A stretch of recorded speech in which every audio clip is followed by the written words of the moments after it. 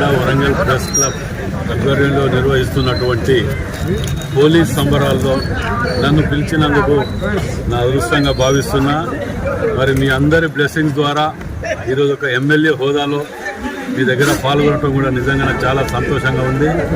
మీరు ఏదైతే నమ్మకంతో సహకారాలు అందించిండ్రో ఈ హోలీ శుభ సందర్భంగా కూడా మీకు ఒకటి చెప్తున్నా. నేను ఎలక్షన్ కోడ్ అయిపోయిన నెక్స్ట్ 15 రోజులలో ఏదైతే మనం అందరం కలలు కన్న ఇండ్లని అన్ని జిల్లాలలో అయిన వాటిని